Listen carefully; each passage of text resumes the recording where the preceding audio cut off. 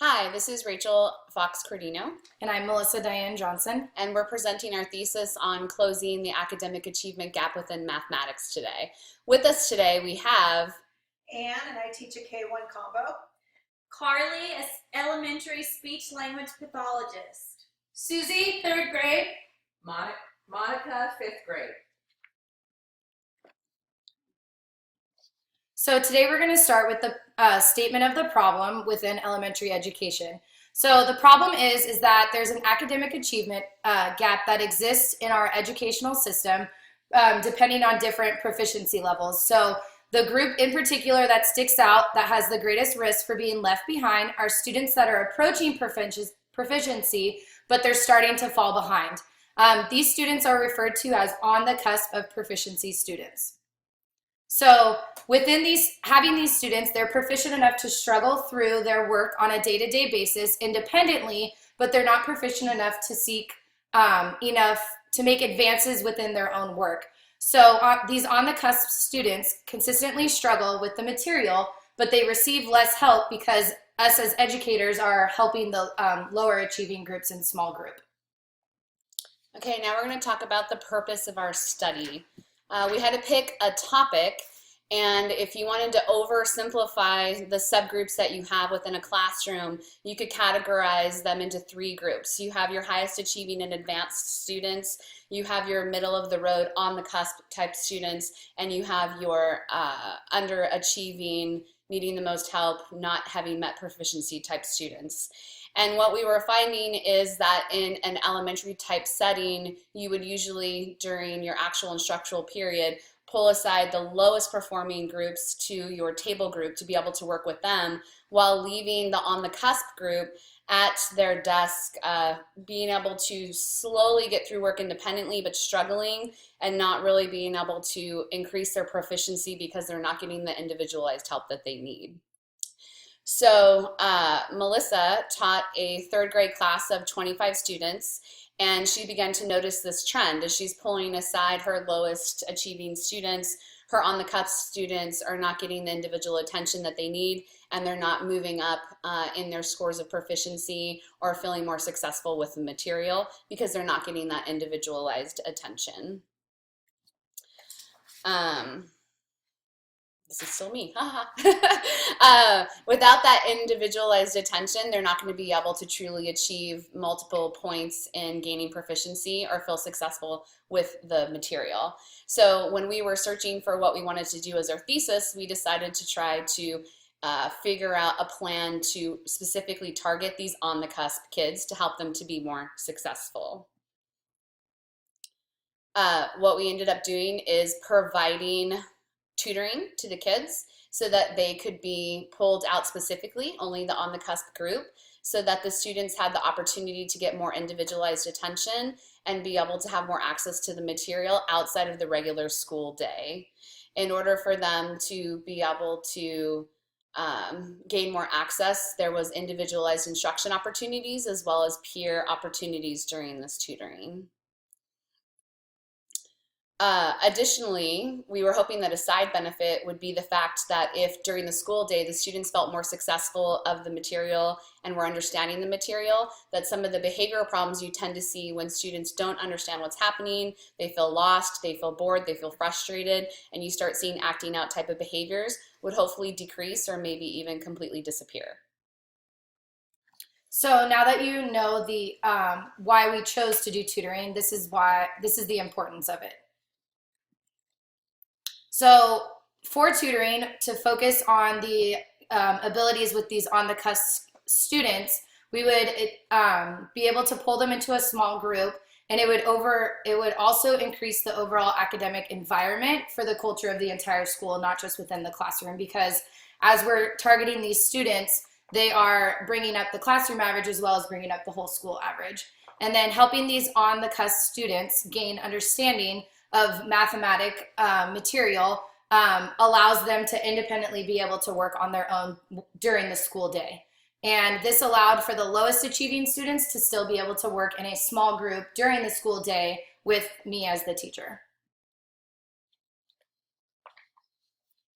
And then for identification, The purpose of this study was that through looking at test scores, work samples, class discussions, and student questionnaires, I was able to pick out my specific on the cusp students and be able to offer them the opportunity of tutoring. For desired outcomes, we thought that through the process of tutoring that we would provide front-loading and reteaching to on-the-cusp students in order to increase their academic knowledge of mathematics. So we also wanted to improve the ability of completing their work independently during the school day so that they weren't sitting at their desk struggling, and we were still able to meet, or I was still able to meet with the low group during the mathematic day. So we're going to go over some definition of terms that you might hear throughout our PowerPoint. So achievement gap. When we say the achievement gap, the statistically significant difference between the performance of groups of students, often defined by race, ethnicity, socioeconomic status, and gender. The achievement gap often appears in assessment score, grades, and proficiency levels. And these terms were all terms that we found within our research. So I'm just going to read them for you because they are the specific definitions that came from our research. So when we're talking about assessment, an assessment is a method of obtaining information from tests or other sources regarding the academic achievement or abilities of students. These can include formal assessments such as standardized tests, unit exams, quizzes, and informal assessments such as exit slips, student journals, and class discussions. And those were all forms of assessment that we will get to a little bit later that I did use with these on-the-cusp students. Front-loading. When we say front-loading, it's presenting information to struggling students before it's presented to the class as a whole in order to prepare them for the lesson. So within this tutoring group, within the tutoring sessions, I front-loaded the information that the students would be hearing during the school day so that it would better prepare them for success within the school day. Proficient. When students are competent with information or skills in the classroom. And proficiency is a level that we would want all students to be at, because if you are proficient, you're at grade level.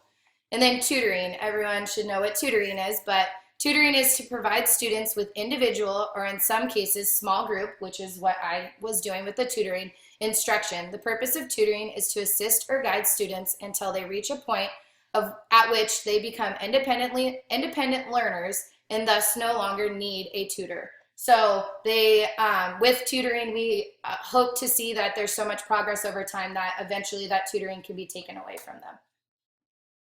Okay, we need to go over some literature review. In order to complete our thesis, we needed to look back at literature that had already been studied and used in various studies around the world in regards to tutoring on the cusp students and with mathematics. So we're going to hit some of the highlights that we included in our thesis paper about some of the findings that we found to help support our idea of wanting to tutor on the cusp kids. One of the things that we discovered was that even though No Child Left Behind is no longer in action, one of the goals of No Child Left Behind when we had it was trying to close that academic achievement gap. And so any educator worth their salt then started trying to find new ways to present the curriculum to multiple different types of learners that were all at different proficiency levels so that everyone was pulling up their scores and able to become more proficient, trying to close that gap.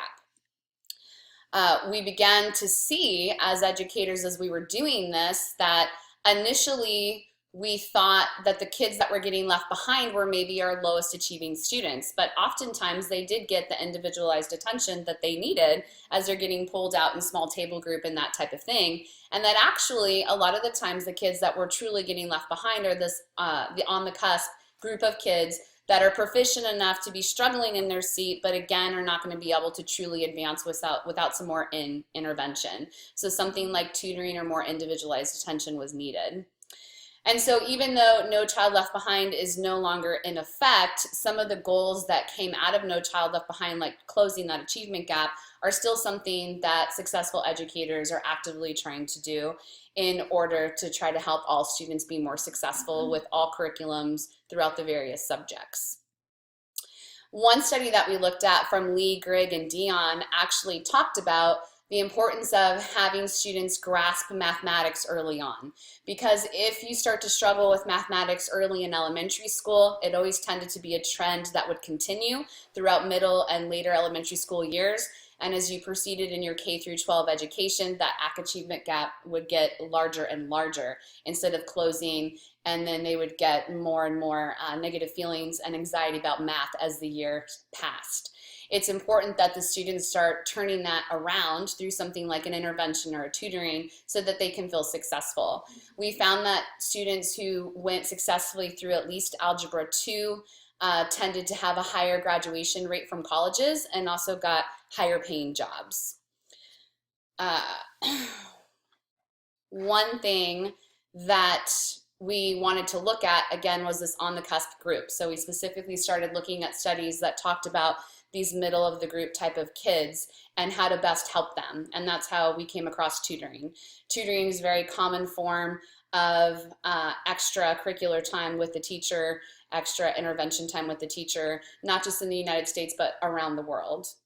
So the more that the students obviously have access to the material, especially in a small group setting and with individualized attention from the teacher, the higher the odds are that they're going to be able to find success if they're struggling in a particular subject.